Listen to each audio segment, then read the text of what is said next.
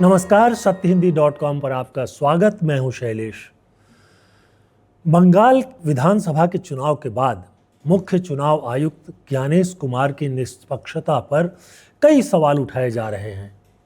इस बीच supreme court ने उसके 2 न्यायाधीशों ने एक मामले की सुनवाई के दौरान मुख्य चुनाव आयुक्त और 2 अन्य चुनाव आयुक्तों की नियुक्ति पर ही सवाल उठा दिया। सुप्रीम कोर्ट के जस्टिस दीपांकर दत्ता और जस्टिस सतीश चंद्र शर्मा ने मुख्य चुनाव आयुक्त और चुनाव आयुक्तों की नियुक्ति की निष्पक्षता पर कई कारणों से सवाल उठाया। कोर्ट ने पूछा कि 3 लोगों की कमेटी इसका चयन करती है, उसमें प्रधानमंत्री हैं, उसके साथ एक मंत्री को भी जोड़ दिया गया है और तीसरे विपक्ष के नेता होते हैं। तो जब प्रधानमंत्री और मंत्री दोनों वहाँ हैं तो उस कमेटी में निष्पक्षता कैसे हो सकती है, इसकी गारंटी कैसे दी जा सकती है। कोर्ट ने ये भी पूछा कि सीबीआई के डायरेक्टर की नियुक्ति में सुप्रीम कोर्ट के मुख्य न्यायाधीश को शामिल किया गया है, लेकिन लोकतंत्र में निष्पक्ष चुनाव सुनिश्चित करने वाले चुनाव आयुक्त और मुख्य चुनाव आयुक्त की नियुक्ति में सुप्रीम कोर्ट के मुख्य न्यायाधीश को क्यों नहीं रखा गया है। सुप्रीम कोर्ट ने मुख्य चुनाव आयुक्त और अन्य चुनाव आयुक्तों की नियुक्ति से जुड़े 2023 के कानून की वैधता को चुनौती देने वाली याचिका पर आज भी बहस जो है वो जारी रखी और ये टिप्पणी भी उसी बहस के दौरान की गई। 2023 में वर्णवाल बनाम भारत सरकार के मामले में कोर्ट ने एक फैसला दिया था और ये कहा था कि जब तक इसके मुख्य चुनाव आयुक्त और चुनाव आयुक्तों की नियुक्ति के बारे में सरकार कानून नहीं बना लेती है, तब तक चुनाव कमेटी में मुख्य चुनाव आयुक्त को रखा जाए। आमतौर पे सरकार जो है वो बाकी सारे मामलों में ढीले ढाले ढंग से चलती है, लेकिन बड़ी जल्दीबाजी में 2023 में ही एक कानून बना दिया गया और ये कानून जो बना तो सरकार ने इसमें से सुप्रीम कोर्ट के मुख्य न्यायाधीश को हटा दिया और उनकी जगह प्रधानमंत्री द्वारा नामित कैबिनेट के एक मंत्री को रख दिया गया। अब कमेटी में प्रधानमंत्री हैं, लीडर ऑफ ऑपोजिशन है और प्रधानमंत्री का नामित मंत्री है। जिन लोगों ने याचिका दायर की है, जिसमें एडीआर जो संस्था है वो और जया ठाकुर, उनका कहना है कि ये कानून जो है चुनाव आयोग की स्वतंत्रता को कमज़ोर करता है। अब इसके बाद जब इस पर बहस होने लगी तो जस्टिस दत्ता ने कुछ मुद्दे उठाए। उन्होंने कहा कि हम सीजेआई को उसमें शामिल करने के मामले को ज़रूरी नहीं कह रहे हैं, लेकिन उसमें फिर एक स्वतंत्र सदस्य को क्यों नहीं रखा गया। प्रधानमंत्री अगर किसी व्यक्ति को चुनेगा और जो लीडर ऑफ ऑपोजिशन है यानी विपक्ष के नेता हैं वो दूसरे को चुनेंगे। अब इस तरह की जब असहमति होगी तो तीसरे सदस्य जो प्रधानमंत्री के नामित कैबिनेट मंत्री होंगे वो क्या करेंगे, वो तो प्रधानमंत्री की तरफ जाएंगे। उन्होंने सवाल पूछा और attorney general R Venkata Ramani ने जवाब दिया कि अब इस पर वो कुछ अनुमान नहीं लगा सकते। तो फिर जस्टिस दत्ता ने कहा, then it is the executive who is controlling everything. कार्यपालिका ही सब कुछ नियंत्रित कर रही है, यानी सरकार ही सब कुछ नियंत्रित कर रही है। कोर्ट ने कहा कि 2-1 के बहुमत से जब फैसला होगा तो जो मंत्री है वो तो प्रधानमंत्री के साथ ही जाएगा। अब संसद, कोर्ट ने ये भी कहा कि संसद के पास कानून बनाने का अधिकार है, इसलिए आपने कानून तो बना दिया, लेकिन कोर्ट को उसकी अंतिम व्याख्या या उसकी वैधता पर सुनवाई करने का और उसको तय करने का अधिकार है। अब इसमें कई तरह की चीज़ें जो हैं वो रिपोर्ट की जा रही हैं।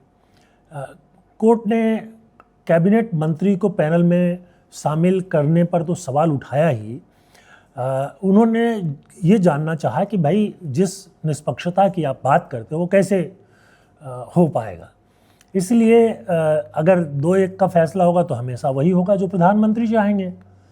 तो उन्होंने कहा कि why this show off independence in appointment of election commissioner. अब मतलब ये कि आप निष्पक्षता का दिखावा क्यों कर रहे हैं चुनाव आयुक्तों की नियुक्ति में। चुनाव आयोग या उसके आयुक्तों की नियुक्ति जो है लोकतंत्र और निष्पक्ष चुनाव से सीधे जुड़ा हुआ मामला है। इसलिए सीजेआई की भूमिका भी महत्वपूर्ण हो सकती है, जैसे सीबीआई की नियुक्ति में है। कोर्ट ने कहा कि चुनाव आयोग न सिर्फ निष्पक्ष होना चाहिए बल्कि निष्पक्ष दिखना भी चाहिए ताकि जनता का विश्वास जो है उसमें बना रहे।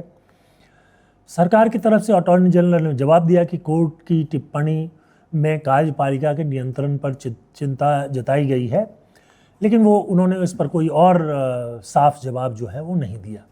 इसके पहले 6 और 7 मई को भी सुनवाई हुई थी और यही बेंच था जस्टिस दीपांकर दत्ता और जस्टिस सतीश चंद्र शर्मा। इसमें भी कई तरह के सवाल उठाए गए और उस समय भी उठाए गए थे कि चुने हुए लोगों की तानाशाही तो नहीं है ये जो व्यवस्था की गई है। संसद द्वारा एक तो कई दशकों तक कानून ही नहीं बनाया गया कि मुख्य चुनाव आयुक्त की नियुक्ति कैसे होगी, सरकार करती रही। फिर जब ये मामला कोर्ट में आया तब जाकर कोर्ट के आदेश पर, और जब कोर्ट ने कहा कि जब तक कानून नहीं बन जाता है तब तक इसमें जो है चीफ जस्टिस सुप्रीम कोर्ट के वो शामिल रहेंगे। अब उन्होंने कहा कि ये एक तरह से टिरेनी ऑफ अनइलेक्टेड, अनचुने लोगों की तानाशाही है, बल्कि उन्होंने कहा कि ये चुने हुए लोगों की तानाशाही है। जस्टिस शर्मा ने इसे कहा कि ये बहुमत की तानाशाही कहा जा सकता है, यानी सरकार जो बहुमत में होती है वो जो चाहे वो कर दे।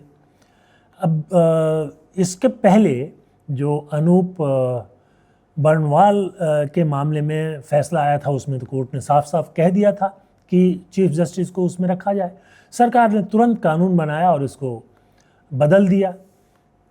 अब कोर्ट ने इस पर भी टिप्पणी की। उन्होंने कहा कि संसद में कितनी बहस होती है, विपक्षी सदस्यों को निलंबित कर दीजिए और उसके बाद वॉइस वोट से कानून पास कर लीजिए। तो उन्होंने पूछा कि जो अनूप बर्नवाल ने मुद्दे उठाए थे उन पर ठीक से संसद में बहस हुई थी क्या। कोर्ट ने कहा कि ये जितनी जल्दीबाजी कानून को बदलने में दिखाई गई उतनी ही जल्दीबाजी अगर जजों की नियुक्ति में भी दिखाई जाती तो शायद बेहतर होता।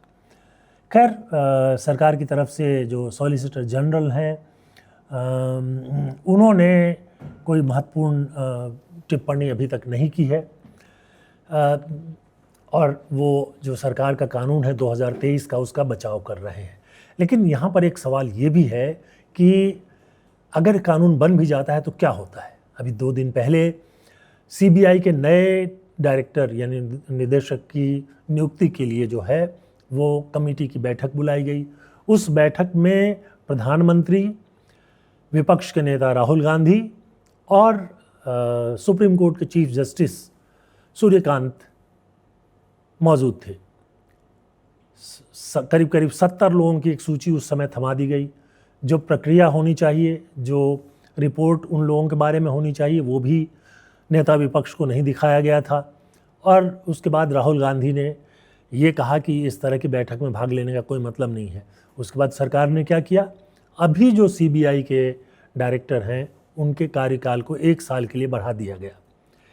ये भी बता दें कि पिछले साल भी उनका कार्यकाल 1 साल के लिए बढ़ाया गया था।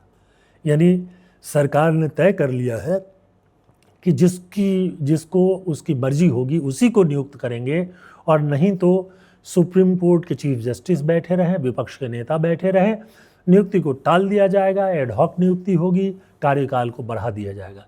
ये लोकतंत्र के लिए एक खतरनाक संकेत है और इस मामले को आज सुप्रीम कोर्ट ने भी गंभीर रूप से लिया कि कम से कम सीईसी यानी मुख्य चुनाव आयुक्त और चुनाव आयुक्तों की नियुक्ति जो है वो निष्पक्ष हो और जो भी उसमें कार्रवाई की जाए वो बिल्कुल सामने हो, उसमें किसी तरह का लगाव या छिपाव नहीं हो।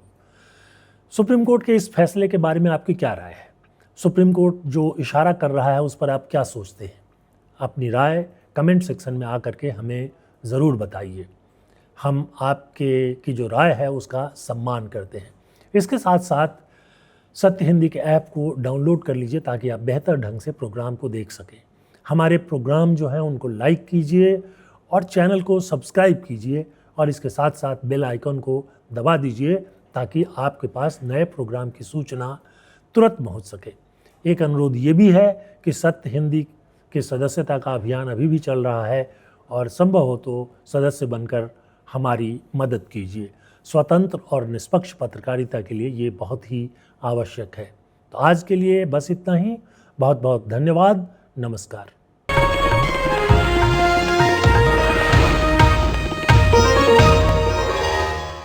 Copyright disclaimer under Section 107 of the Copyright Act 1976. Allowance is made for fair use for purposes such as criticism, comment, news reporting, scholarship, and research.